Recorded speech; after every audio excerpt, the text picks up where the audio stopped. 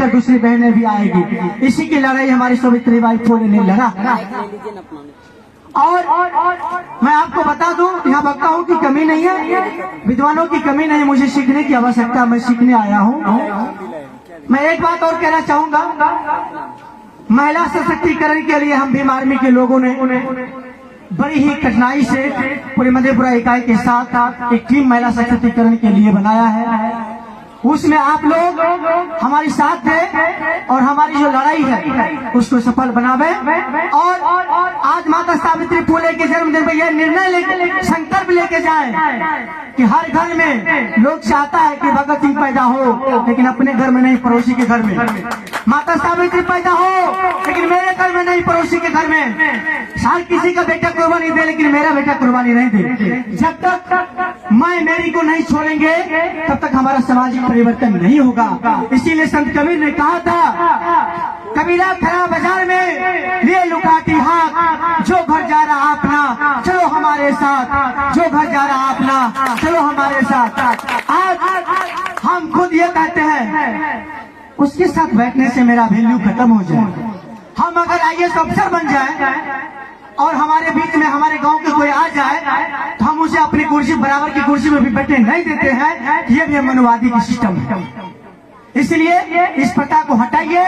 बाबा साहब जब law minister थे उसके समय में एक आईएएस बना था हमारे समाज के लोग। बाबा साहब उसको टेलीफोन करते हैं और उसे कहते हैं, सुनो आज मेरे केबिन में आके तुम हमसे मिलो। बेचारा दुविधा में पड़ जाता है, ये तो कानून मंत्री है, कहीं हमसे घूस तो नहीं मांगने के लिए बुला रहा। 3-4 बार टेलीफोन करने के बाद वो बेचारा कुछ पैसा की व्यवस्था किया और बाबा साहब के केबिन में चले गए।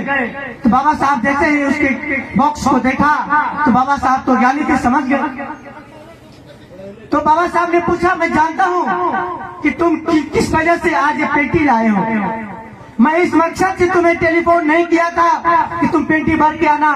मैं इस मकसद से तुम्हें फोन किया था कि जब भी तुम छुट्टी में रहो, जब भी तुम्हें मौका मिले तो अपने लाल बत्ती की गाड़ी में उस समाज में जाना जिस समाज से तुम उठ कर आए हो। और जब ये तुम्हारी लाल बत्ती की गाड़ी देखेगा तुम्हारे समाज के लोग, तो उनके अंदर भी लाल बत्ती में बैठने का शौक पैदा होगा। वहीं से आईएएस, कलेक्टर, मास्टर, वकील, जज बनने का भी लालसा उसके मन में होगा। इसीलिए मैंने तुम्हें बुलाया।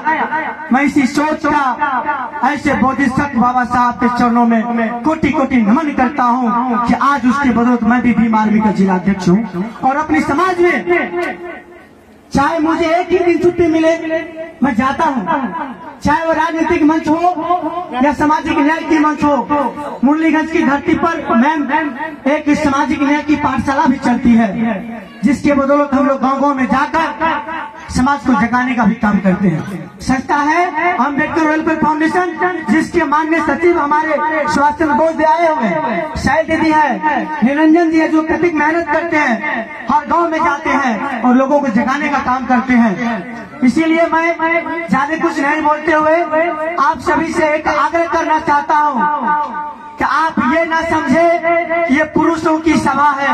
आपको जब मौका मिलता पुरुषों की बराबरी करें, और अगर उस वहाँ पर आपको अपमानित महसूस हो तो आप उसके खिलाफ लड़े, ना कि शर्मित हो के वापस चले जाए, उनके खिलाफ लड़े।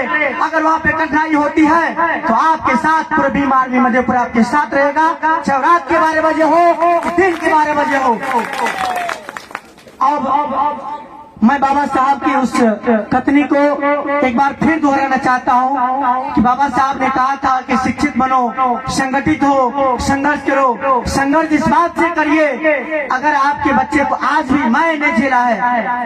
एक विद्वान मेरे कॉलेज में, टीपी कॉलेज में, मैं टीपी कॉलेज का छात्र रहा हूँ, वहाँ पर मुझसे पूछा गया था और जाति पूछ के मुझे बेंच से पागल कर दिया गया था। जाति पूछ के इस अमृतकाल में मुझसे जाति पूछ के बगल कर दिया गया था। मैं क्या समझूं?